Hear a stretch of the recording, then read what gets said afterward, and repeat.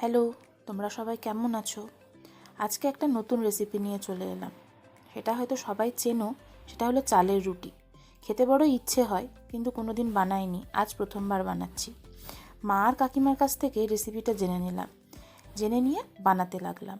যার জন্য প্রথমে কড়াইতে অল্প পরিমাণ জল, জলটা গরম করে নিলাম, তার মধ্যে লবণ আর অল্প পরিমাণ ঘি দিলাম। দিয়ে যতটা চালের গুঁড়ো আমি রুটি বানাবো ততটা চালের গুঁড়ো অ্যাড করে দিলাম। এবার ভালোভাবে জলের সাথে চালের গুঁড়োটা মিশিয়ে নিলাম, দিয়ে বানিয়েই ফেললাম। চালের যে মণ্ডটা তৈরি করলাম সেটা ভালোভাবে হাত দিয়ে ঠেসে নিলাম, একদম স্মুথ হয়ে গেল। এবার খানিকক্ষণ রেখে দিলাম। তারপরে ওইটাকে ডোয়ের মতো করে কেটে নিলাম, ছোট ছোট করে গোল গোল করে, ঠিক যেন মনে হচ্ছে রসগোল্লা। কোনো দিন বানাইনি বলে ভয় ভয় লাগছিল যে কেমনভাবে তৈরি হবে, ঠিকভাবে বেলতে পারবো কি না। বেলতে যথেষ্ট কষ্টই হলো, কারণ ফেটে ফেটে যাচ্ছিল। অনেকটা পরিমাণ চালের গুঁড়ো দিয়েই বেললাম। আপনারা চাইলে ভালোভাবে বেলে নিয়ে একটা গোল বাটি দিয়ে কেটেও নিতে পারেন, আমিও তাই করেছি। কেটে নিয়ে আর একবার ভালোভাবে বেলে নিলেই হয়ে যাবে রেডি।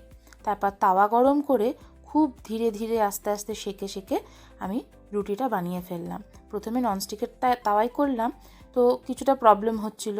তারপর একবার লোহার তাওয়াতেও ট্রাই করে নিলাম, দুটোতেই ভালো হলো দেখলাম।